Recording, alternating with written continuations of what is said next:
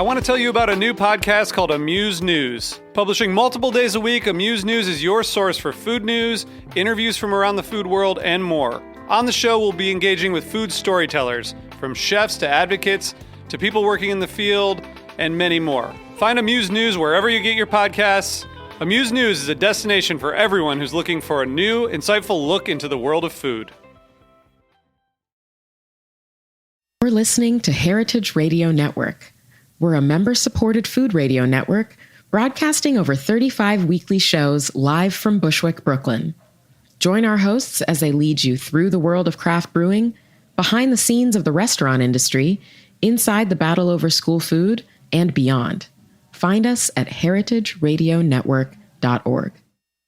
Today's program was brought to you by Le Creuset, made in France since 1925. The first and finest enameled cast iron cookware, a favorite for generations. For more information, visit lecreuset.com. That's LECREUSET.com.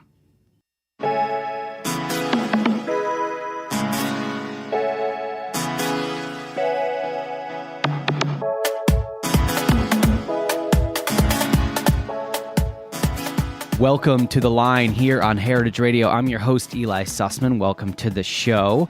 My guest today is Chef Clare De Boer. She is the co-head chef of King, located in Manhattan, where she and fellow chef Jess Shadbolt, who was on the show about 5 episodes ago, have created a restaurant that has been described as entering a dinner party cooked by a very talented, very welcoming friend. From the small open kitchen, they put out refined dishes such as poached ox tongue with fingerlings, celery hearts, and tarragon vinaigrette, and plates of wild halibut grilled with asparagus, lentils, sorrel, and marinated anchovy. The restaurant serves whatever Clare and Jess wish to cook. It's inspired by Italy and France, and it has been met with critical acclaim. Among other top awards that they have, the restaurant was praised by the New York Times. Pete Wells gave it 2 stars and a glowing review, and both chefs were named Food & Wine's Best New Chefs for 2018. Coming from London and previously working at the River Cafe, they both moved to New York and have fast rose in the New York City food scene. Today we'll discuss growing up, family picnics in France and Italy on vacation, Ballymaloe Cooking School in Ireland, and opening up a restaurant in arguably the toughest restaurant city in the world. Clare, welcome to the show. Thank you for having me. So I want to talk, as we often do at the beginning, about childhood, growing up in England, and also, if I read this correctly, you spent a lot of your childhood vacationing in Italy and the south of France. Is that correct? Yeah. And so, what is that childhood like? Visiting these locations that, often people only go one time in their life. You were fortunate enough to spend some of your early childhood in 2 of the most fantastic food areas of the entire world. I actually moved from England when I was 4, and I moved to New Delhi in India, where I lived for 7 years, and then moved to the Middle East after that, where I completed high school. So, I think there are a lot of formative food experiences in there. I want to hear about all of them. Italy and France, some of the greatest food countries in the world. But you got to throw India and also many of the Middle Eastern countries into that ring as well. Where in India were you living? I was in New Delhi. Okay, and for your entire 7 years that you were there, were you going to like a private school? Were you? Yeah, I was going to the American Embassy School. And okay, so one of your parents is a foreign dignitary? No, my dad's a consultant and my mum was looking after us. Okay. But it was the best school kind of in the area where we were living, so we went there. And so, do you have a lot of experiences of eating food when you were in New Delhi? Oh my God, totally. I remember very distinctly moving there, and I think that, hospitality is just so central to the culture. And as an outsider coming in, like before you learn to speak the language and before you make any friends, I think that food is really kind of the window that you enter through. I remember like spending Saturdays with my parents, visiting all of their different friends and going to meetings, and every home that you entered, every office that you walked into, people greeted you with food and with drink. And we used to like nominate who would take the hit at each place we would go to. Like, okay, Dad, you've got this one. And he would, double down on the eating and take seconds and say, oh, thank you. And then it would spin around in circles. And you can't be rude and say you're full. You can't be rude and say you're full. Yeah. And you are absolutely going to be given the most gracious, generous hospitality everywhere you go. So I think that was a huge kind of, it was a, very positive early experiences around food. Are there spice markets that you remember exploring, or smells of New Delhi that really ring out for you? Like that still, is there any spices you put it under your nose and you think, oh my God, I'm 5 years old? I love, in New Delhi. I've got a forever love of cardamom, and also, we use a lot of fennel seeds in Italian cooking. In India it's called samph. And I just like to chew it. Because typically at the end of the meal there, it's like a digestif, and they're often, the fennel seeds are like dipped in sugar candy and dyed pink and white and silver. So I've still got a taste for that. But I absolutely love Indian cuisine. But even more than the food itself, I think that the hospitality that is really, really kind of ingrained in the culture there is completely infectious. And then in the Middle East, where did you end up going? We ended up in Dubai, and likewise, like hosting and hospitality and that kind of warmth is so central to what was previously the Bedouin culture and has now evolved into something more contemporary. But gathering around a table in the Middle Eastern case with so many dishes and so much food is just really kind of an inspiration. Is it fair to say that you were in Dubai pre the building explosion that we see now, or was it? Yeah, very much so. When I moved there was really one main road, Sheikh Zayed Road, and there was the zoo, which I lived behind, and a smattering of villas, and the American school where I went. And so your dad is a consultant, you're moving to, far-flung places all around the world. Did it seem natural to you? Did you think, oh, my life is that I'm here for a couple years and then we move again? Or did it always feel abrupt and kind of scary to move to a new place? I really only think about, there's only one real move that I really remember. Moving from... I think I was quite young. I was 4 years old when I moved to India, and I have a few memories around hitting the soil in India, but I hadn't really started school in England, and I was too young to take it too personally, and fell wildly in love with Delhi. So quickly. I think the difficult move was from Delhi to Dubai, because they were kind of polar opposites, and I really truly considered Delhi my home, and I left behind a lot of friends. I left behind my tree house, so I think that was a challenge. But I think diplomats often stay in places kind of 2-3 years for their postings, but we were very lucky to spend serious time in a couple of places and really get to develop relationships, friendships, and get to really kind of know a culture and live in it for a while. When you're in Dubai, did any aspects of the conservative culture, did you feel any of that? Like being in a Muslim country, did that impact your life in any way, or were you kind of isolated and insular, living and going to the American school? Yeah, I think they don't. There's no drinking alcohol really, and that's a large part of hospitality. Yeah, so you can in Dubai is kind of the most liberal of the Emirates, but you can drink in hotels. Okay. And you can also obtain a license to purchase a limited amount of liquor to consume in your own home. But no, I think the huge difference between living in Delhi and living in Dubai is isolation versus integration. In Delhi, we were all of our friends were locals. We were friends with all of our neighbors who were from Delhi. I learned to speak Hindi. I participated in all the celebrations and local festivals, and I really felt like I was a Delhi girl. And then when you move to Dubai, I think the conservatism of the indigenous cultures are completely separate from our experience. We lived in a kind of an expat bubble, which I didn't love, and I felt a big hole, having come from such a kind of vibrant and inclusive culture in Delhi. I would be remiss if I didn't ask you specifically about the food in the Middle East. I run a Mediterranean Middle Eastern restaurant. We do chicken shawarma. We make our own pitas. I haven't had the opportunity to visit Dubai. What is the food like there? Are there large shared plates that you can tell me a little about? I mean, the food is spectacular. I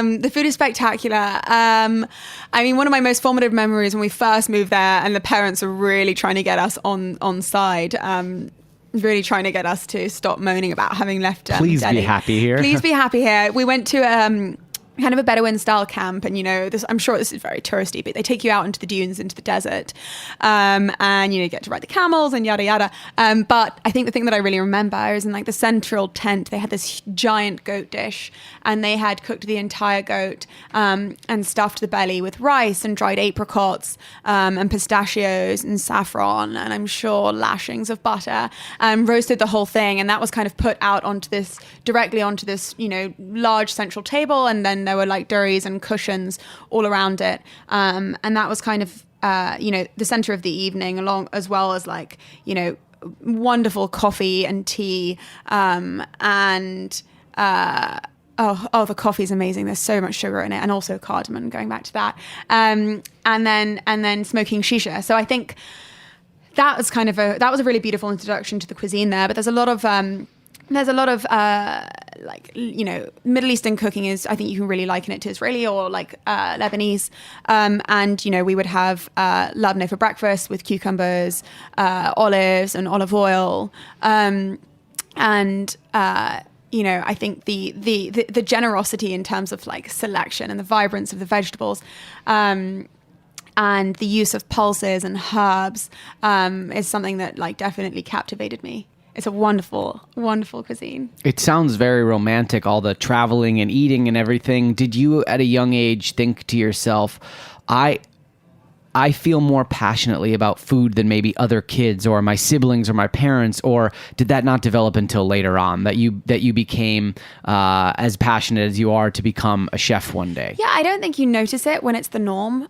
So in my family entirely revolved around its next meal.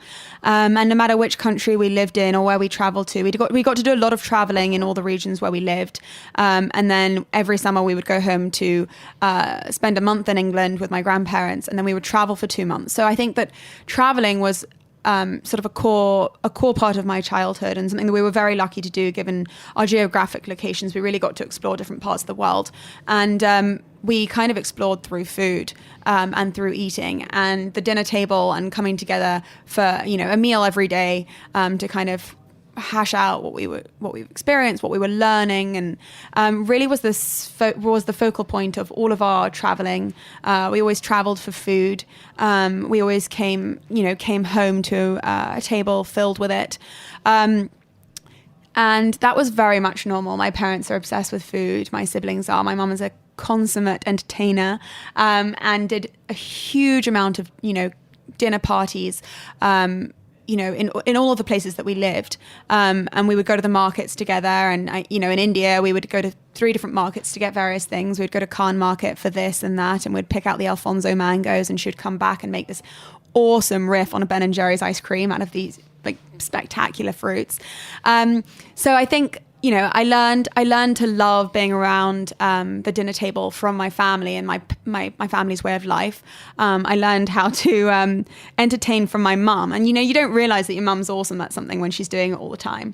But she used to make this ginger duck, and that was like her always on her menu for her like show-stopping dinner parties, and she said that was saffron rice. And we used to really look forward to the dinner parties, because if we came and said hello and spoke to the guests nicely, we would get first dibs on all the best bits of the duck and take that upstairs and watch some telly.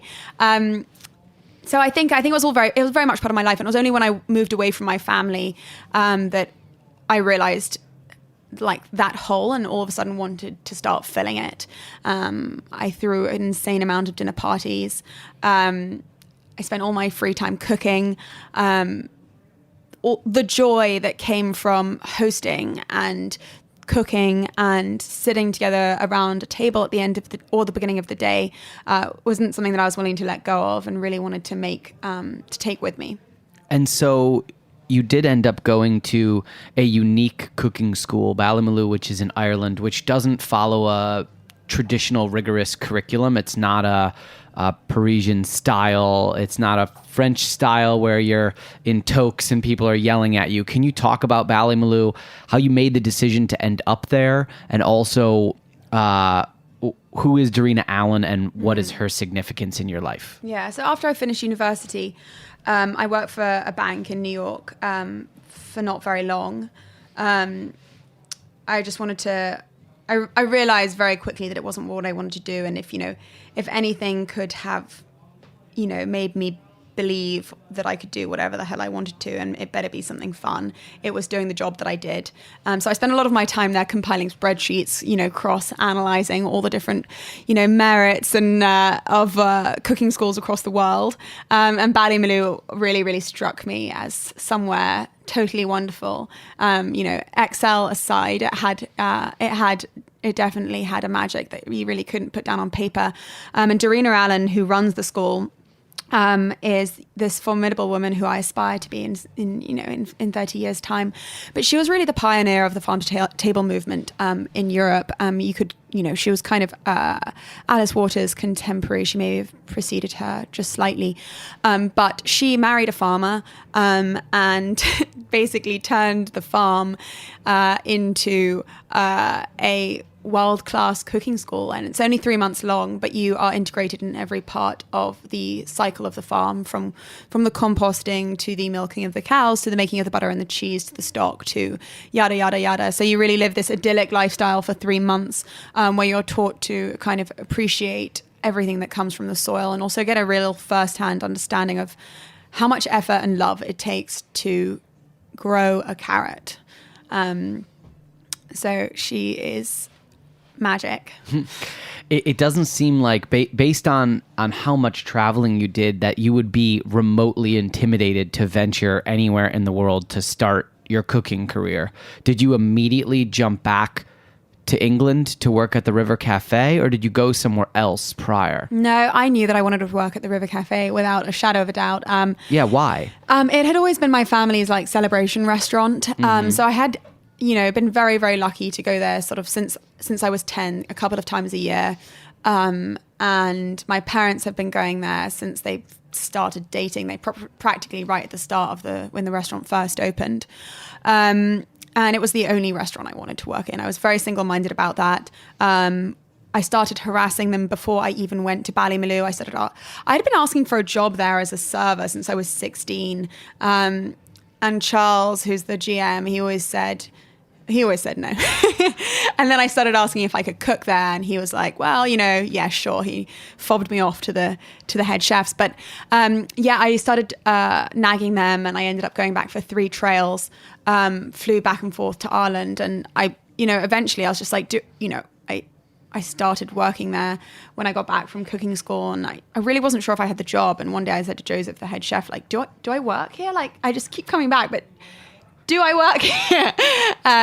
So I was single-minded about it. And the River Cafe is just, in my mind, sort of one of the chapels of gastronomy, and what they do is so beautiful, and they've got such a depth of talented cooks. I mean, everyone talks about Ruth Rogers, and she is remarkable, and she's single-minded about style and how she wants things done. And there's just such a depth of talent in the cooks. So, you're working there with 10 people, and each and every one of them is, you think the best cook in the world. So it was a real privilege to learn from those people. And it's a totally singular experience working there. So you're living in London and you're working at the River Cafe. Hopefully they started paying you soon after you asked them if you were in fact... Immediately thereafter. If you were on the staff there. Do you feel at that point like you're in exactly the place that you want to be? Have you fully solidified, yes, I'm on my way to becoming... It was electrifying. Okay. My first week there, I remember just the emotions, I was exactly where I wanted to be. I remember looking at these artichokes and tears coming out of my eyes. It was I was in the beating heart of it. And I think there's something amazing that happens when you, in terms of an accelerated learning process when you get to experience not one but two menus every day. And I worked at the River Cafe for less than 2 years, but I had a ferocious appetite for learning. And the education that I got there in conjunction with all the eating and cooking and researching that I was doing outside, really it really gave me the fundamentals to be able to kind of cook and do what I wanted to. We're going to take a quick break, and when we come back, we're going to talk about coming back to New York after the River Cafe. Stick with us here on Heritage Radio.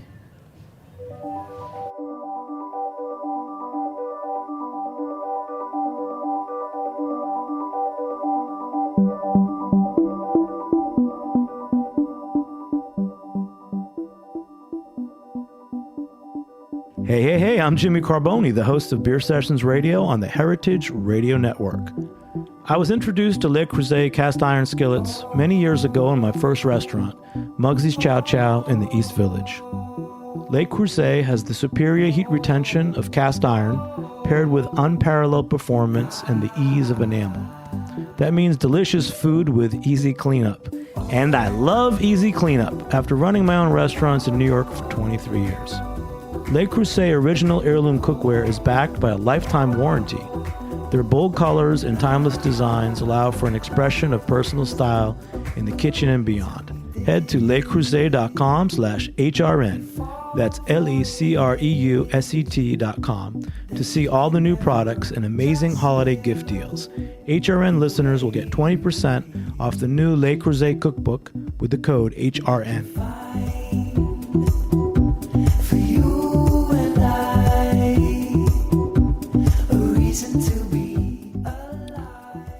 Welcome back to The Line here on Heritage Radio. My guest today is Chef Clare De Boer. She is the co-chef of King Restaurant located in New York. Before the break, we were talking about you crisscrossing the globe with your family, vacations all over, and really developing a love for food through your parents, which they were entertainers. They loved to have people over, and they loved to give you the experience of interacting with food. And it drew you to the River Cafe where you were working. And then after a certain amount of time at the River Cafe, what happened? What made you decide to leave the River Cafe, and what was the goal at that time? I mean, a couple of things. I met Annie, who's my business partner, and she's the front of house at King and also the sommelier. I had been set up on a blind date with her. I'd always been quite precocious and ambitious when it came to how I set my sights on what I wanted to do. And from about, I've been writing menus for this restaurant that I was going to open for a very, very long time. I would go to the pub at Ballymaloe and then come home late at night and sketch out all these menus and draw pictures of my one-day restaurant. So I think it had always been on the forefront of my mind that I wanted to do something on my own that was an expression of all the joy that hosting and cooking for people and hospitality had brought into my life. Like I wanted to create a space where people could feel all those warm, amazing feelings that I had been given by my parents. And I met Annie, and I've been set up on a blind date with her. And I don't really know. We have different versions of the story. She says, I pinned her against a wall and said, "We're opening a restaurant. Let's go." And I think it was the other way around. But we, on our first day, ordered the whole menu, drank several bottles of wine, and we decided that we were going to open a restaurant. And this was a very nebulous when and where this would happen type thing. We started doing a supper club in London together in my parents' apartment. And she would sell the tickets, and I would, rustle up like 12-course dinners for her various colleagues. So that was that. And then on the other hand, I had my boyfriend, my at the time boyfriend, was in New York and constantly handing me ultimatums if you don't come back then. And so there was that time pressure. And Annie's a New Yorker, correct? Annie's a New Yorker. Right. Yeah. So you had two people luring you over. Well, Annie would have been delighted to open a restaurant in London. She was very much up for the thrill of anything. And I think she found Europe incredibly thrilling. But yeah, so I needed to get a visa to come to New York to be with him. Annie easily could return home. but the complication in terms of getting a visa, we either had to get married or I had to open a restaurant. I mean, that was quite literally it. So Annie and I originally had wanted to just do a pop-up here for a while and kind of dip our toes in the water. But a combination of needing to get a visa and also realizing that pop-ups just are, money sinks. We decided that we would give it a go. Okay, so obviously there's more to opening up a restaurant in New York than giving it a go. It involves fundraising, locating spaces. Yeah. How much of that process were you able to lean on Annie for? She had some professional experience. You were briefly involved in the banking world, but obtaining the funds and going through all those steps before you even get to put those menu ideas actually on a plate. What did all that entail? And how long did that take from when you actually stepped foot on the ground? It took a very long time. I think that, even before I think of myself as a chef, I think of myself as like a business owner, and kind of a restaurateur. I think what has made us successful is that we're all pretty well-rounded. But no, we touched down and we didn't have a clue, but like anything else in life, attacked it with, I would say in this case, a lot of desperation. And we just, I don't really know how to explain this. We just opened our laptops and Googled, how do I open a restaurant in New York? We were looking for investors and we didn't want to take any family or friends. So there's this thing called Angel List, where people who have money, write their interests. So I just looked for all these people on Angel List that said they were interested in food. And then I called them with a link to a LinkedIn and said, let's go for coffee. I Googled, I looked up the New York Times, anyone that was a restaurant investor that had been interviewed in something. And then I contacted them. And the raising money was, oh God, it was absolutely miserable. And that took a year and we still hadn't actually finished raising the money when we opened the restaurant. I didn't know any of my investors. I only knew one of my investors out of around, 18 that we have now before we started the process. So it was wild. So you came to New York and you were on the hustle immediately, pushing and pushing. I never worked in any restaurants here, so I had absolutely zero network. I would stand on the street and I would see a truck go by that said Sid Weiner Provisions, and I would take a photograph of it and I would go home and I would Google, what is this? What can I buy from them? I knew this, Bataga company that I liked, that we had worked with, the River Cafe. So I would call them in Sardinia and work backwards to try and figure out who their distributor was here. It was a real, I would go to restaurants, there was a real trend where they wrote every single farm on the thing. And, ABC Kitchen, they had a very lengthy list of basically just, opened up their store cups to do on the back of the menu. So I would go there and take the menu and then call every single person on their purveyor list. And, it was really, I think King's very small, and it was but we truly started from -1 in terms of knowledge and just had to figure it out. Were there days on the ground here in New York where you turned to Annie or Jess or your boyfriend and said we should have done this in London? Never. No, not once. I mean, if there's one city that I truly believe in the world lets you do whatever stupid, ill-planned, financially ridiculous, dream. It's New York. And I think for people to open their wallets to these random people that have never operated a restaurant, have only, Annie had never worked in the industry. I'd only been doing it for 2 years, just these random people that are hey, I have a dream. Okay, give me $1 million. That's here. And then for us to open and for people to respond to it with so much emotion. That's a reflection of New York's support for young people and young entrepreneurs. And, the obsession that New York City has with eating out, which has worked, in nothing but our favor. Do you remember being in a room and trying to sell this idea, the elevator pitch, they call it, or your pitch deck, and looking across the table and two things, either looking into the person's eyes and saying, they're totally getting it? Or were there times where you said, oh, they are just, Oh my God, they do not want to be involved in this project and they are not getting Yeah, me. I mean, when I say we ended up with I think maybe 18 investors, add a 0 to that, to the number of people we pitched. Like it was rough. It was rough, and yet, you're, I'm there with Annie, and we're kind of like kicking each other under the table, like you go, you make the ask. No, it was, it was awful. One of the things that I really love and that came through in my discussion with Jess as well is like this 3-headed machine that runs King. You all really can anticipate each other's thoughts and you work quite well together on all aspects, the food side, the aesthetics, the business. It's extremely difficult to find one person who can be a strong partner. How have you been able to work with more than one person as you opened King all together? I mean, I think the foundations work.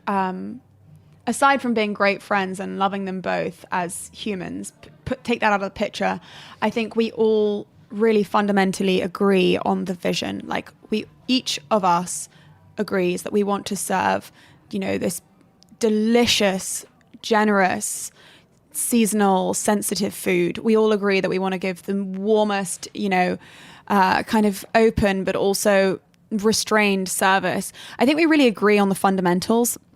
So, any debate that there is beyond that is just really productive, and helps allows us to make better decisions when it comes to each thing that we take on together. Prior to gathering the press, which has obviously helped draw people to the restaurant at the way beginning, right when you opened, what in your minds, all three of you, specifically you, what did you believe differentiated King from literally the hundreds of other restaurants in New York that are in your similar price point? Because for those who have never been to the restaurant and never seen the menu, you fall in a, I would call it for New York, a mid-level price point. It's not, your restaurant That's very generous. Your restaurant I would say we're pretty expensive. but for New York standards, it's not insanely expensive. Yeah. I see no $47 entrees on your menu. No. We never let it go above 38. You're an upscale, casual restaurant, for lack of a better descriptor. But what differentiates you from many, many other restaurants that people could go to every single night in New York? I think we're very clear that we're kind of the less is more, in the less is more category. Less noise, less frills, less flash, less fashion, more warmth, more simplicity. And I think we had this real clarity about the simplicity, but also the generosity that we wanted to offer, the deliciousness, and letting the moment at the table speak above everything else. We didn't want to be the center of attention. We didn't want the restaurant or the food to detract in any way from like the conversation and the moment of intimacy that you have across from your dinner partner at the end of the day. And, in terms of when we were pitching our investors, we're like, oh yeah, we're going to have a daily changing menu. There aren't many places in New York that can manage to do that because it's a bad business plan. And I think that we really lent into, we were so passionate, and so set on this vision that we had. We were willing to make really poor business decisions to make the most perfect restaurant in our minds. And the inefficiencies that we kind of really lent into defined us and made us very unique. And it's a wonder that we've, succeeded also as well, financially as well.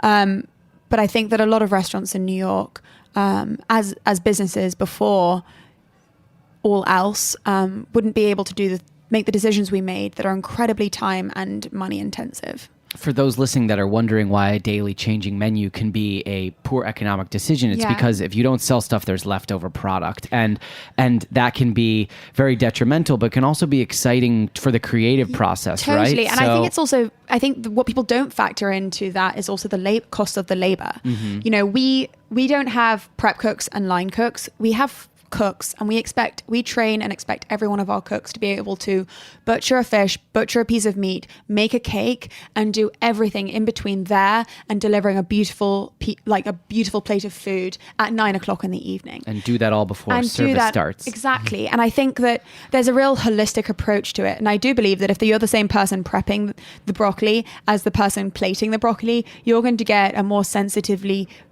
cooked and approached piece of broccoli at the end of the day, because you're going to be thinking about every step of the process and how it comes together into the whole. So in terms of, it is very expensive to have a daily changing menu, not only in food costs, but also in the manpower that takes. It takes me and Jess being in there every day, or one of our sous chefs writing the menu. And then it takes a level of cook, and a certain amount of investment on our end of a cook to really train people how to cook and not just how to execute recipes, because we don't use recipes at King. That's interesting. You've touched on several things which are like the antithesis of sort of high-end popular dining, which is that in a lot of places they have a tasting menu, which you do not. In a lot of places, one person cooks the fish and then passes it to a sous chef who then plates it, forming this total disconnection between the product that gets prepped, the mise gets put on a stage. It's almost like 3 steps, right? And then also what you've just articulated is that because the menu changes so rapidly that you have to trust other people to sort of execute your vision. All of that seems to make your life a little bit more difficult at the end of the day. But it's like we wouldn't do it any other way. It's an absolute joy. Like, I can't imagine not writing the menu every day. I don't think there are a lot of chefs that get to also, that so much of the job is just awful. But there's, I get to start the day every day, like writing 2 fresh menus. And I think, the reason why we do this is in so many ways for the joy of that creative moment and the joy of serving that to people. Do you and Jess have an idea book where you can draw on 500 ideas, or do you just really actually every morning say, how do you feel about putting a half chicken on the menu? And then you both say, yes, let's do it with this and this and this. Is that really the creative process? Like a back and forth? You bring a couple ideas to the table? Yeah. And I think what's so crazy about Jess and myself is that if you think about the bank of, food is about nostalgia, and we all want to cook things that you strum the heartstrings of our memory, if you will. And she is almost the same age as me. She comes from almost the same place in England. She spent almost all of her summers traveling to the almost exact same places that I did.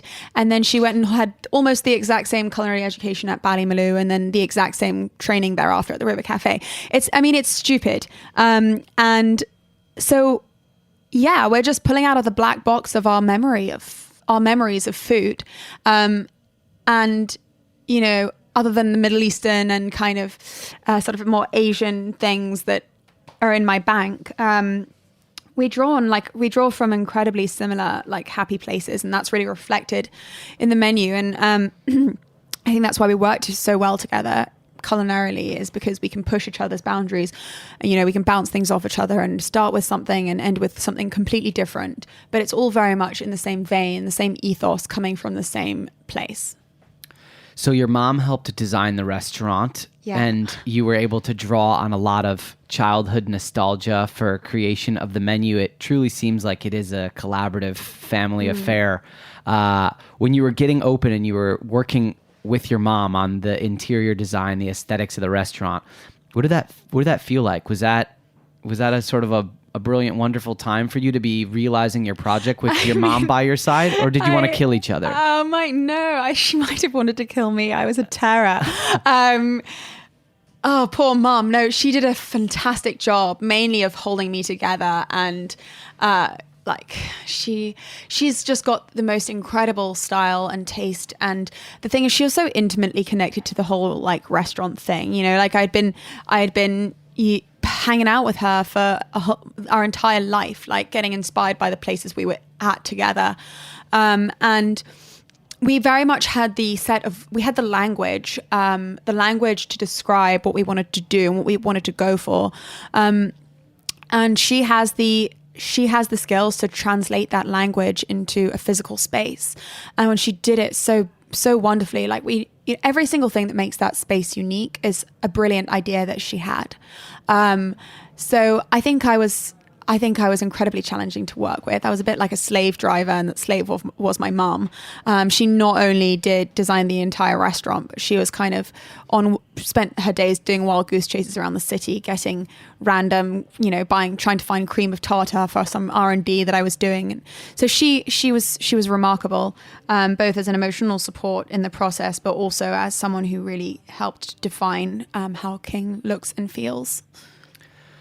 Both you and Jess described a lot of the plates at King as sort of pared back. There's not a ton of things going on. Yeah. There's a lot of old school technique there, not a lot of flash, and not a lot of things that are extra. Yeah. Do you yourself enjoy eating ever at restaurants where there's highly composed plates and there are 40 things going on? Or is that just something that does not appeal to you, even in your outside life of just eating? I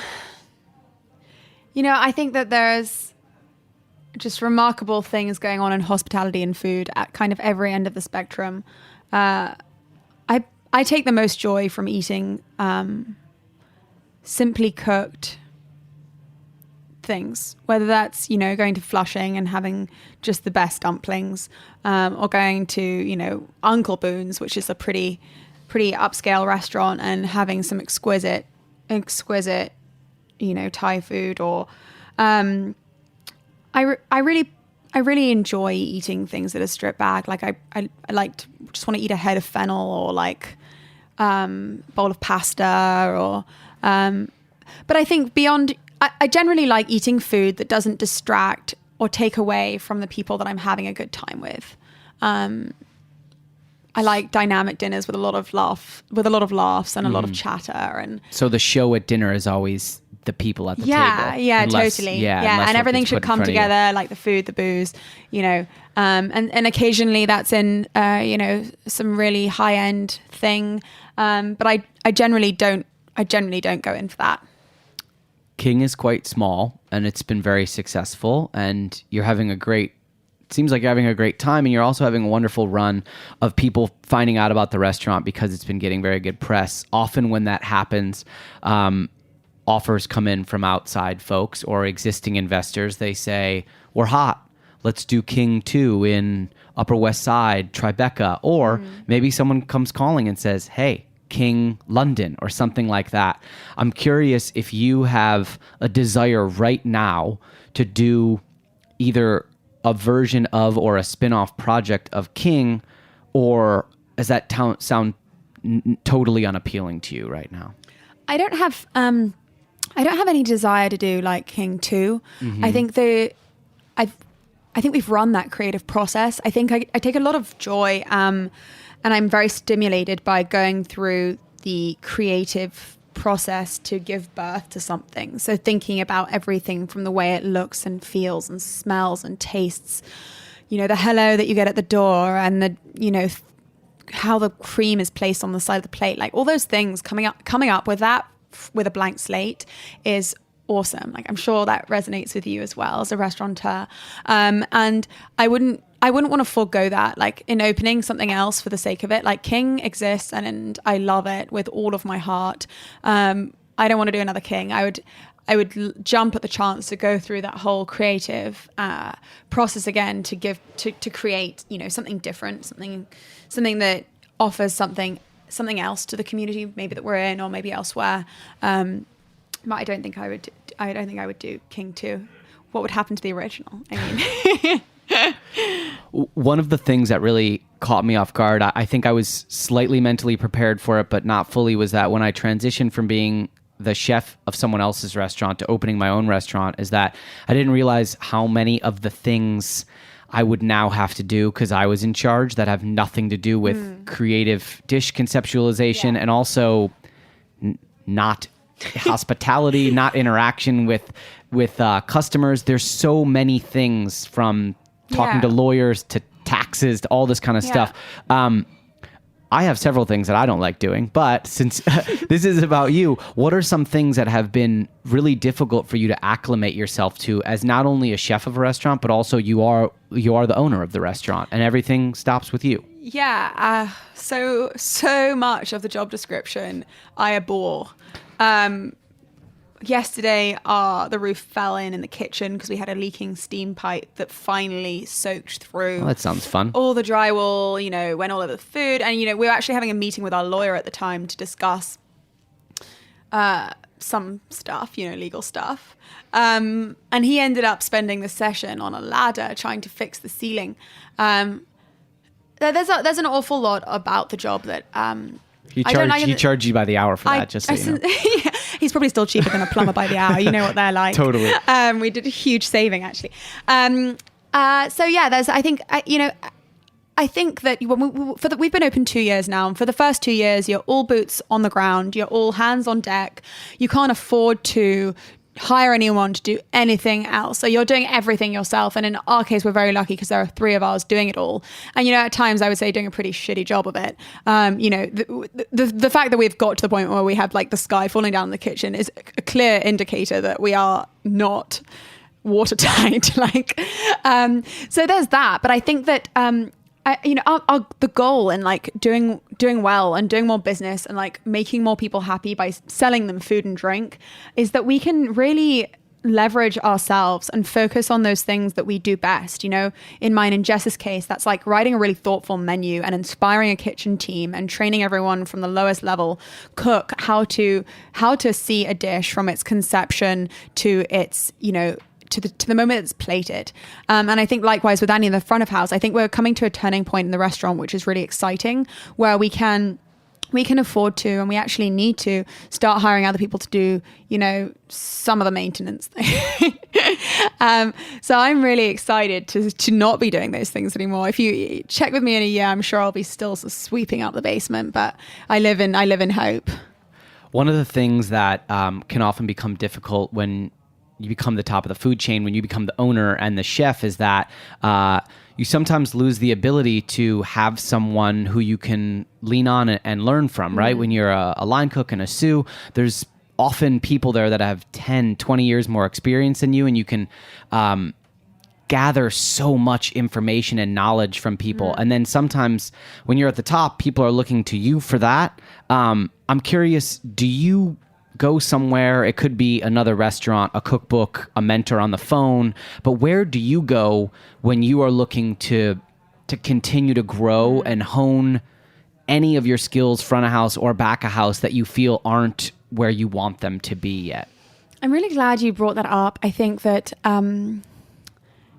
we talk a lot about all the amazing things that come with being such a young, business owner and head chef at a restaurant. I think one of the things that I most often lament is that I no longer get to cook under someone who has all these wonderful abilities that I might not have. I think I keep wanting to go and do stages undercover other places. I think about that all the time. I think about it all the time. I'm like, I have a list on my desktop on a sticky of like everywhere I want to go and cook. That's so funny. I have about 20 restaurants in New York that I just would love to go work at. And I think that, it's like, some people are very skeptical. Like, oh, no, you can't do that. It looks like you can't do that. Like, it doesn't look good for King. But I'm like, let me go. Like, I miss learning. The learning curve is something that we really attack on our own. I think we have loads of mentors that help us through all of the kind of front of house, logistical, business operations and ownership questions. But when it comes to like just cooking next to someone who is like a bread ninja or like, I long for that. And I get so excited every time we hire someone that's got a capability that I don't. We hired this cook who's now become our sous chef, and she can make stollen and she can make amazing puff pastry. And I'm like, setting up lessons with her. I'm like, can we come in an hour early and can you teach me how to? Don't tell anyone. Like, let's, and I think there's a huge part of me that wants to take 6 months off and go here, there and everywhere and get back in the classroom. continuing education, as they call it. Well, congratulations on 2 years. Hopefully down the line, you'll be able to sneak out and put on a fake wig and go stage at a restaurant somewhere else. To everyone, you'll be seeing me at Contremar. To everyone that is listening, please tell them where they can find your restaurant and when you are open. We are open 7 days a week, lunch and dinner, and we're on the corner of King Street and 6th Avenue.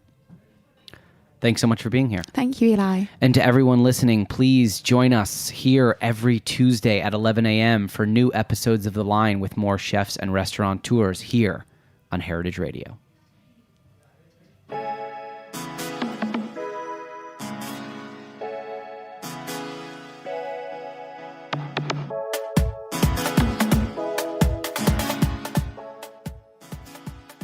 Thanks for listening to Heritage Radio Network, food radio supported by you. For our freshest content and to hear about exclusive events, subscribe to our newsletter. Enter your email at the bottom of our website, heritageradionetwork.org. Connect with us on Facebook, Instagram, and Twitter at heritage_radio. Heritage Radio Network is a nonprofit organization driving conversations to make the world a better, fairer, more delicious place. And we couldn't do it without support from listeners like you. Want to be a part of the food world's most innovative community? Rate the shows you like, tell your friends, and please join our community by becoming a member. Just click on the beating heart at the top right of our homepage. Thanks for listening. Hey listeners, we're nearing the end of our 15th anniversary fundraising campaign, and we need your help to meet our goal. This campaign offers you a chance to win a unique food and music experience in one of the most exciting cities in America. Here's how it works. Donate to HRN and you'll be entered to win dinner for two and 2 tickets to a concert in one of 8 amazing cities: New York, Los Angeles, Philadelphia, Nashville, Las Vegas, Charleston, Ardmore, Pennsylvania, and Asheville. All donations support our work educating food system storytellers. And when you donate, you can choose one of those cities and you'll be entered to win dinner and 2 tickets to a show. So help us reach our goal and enter to win dinner and a show in the city of your choice. Check out heritageradionetwork.org/15 to donate and enter to win today. That's heritageradionetwork.org/15. Thank you.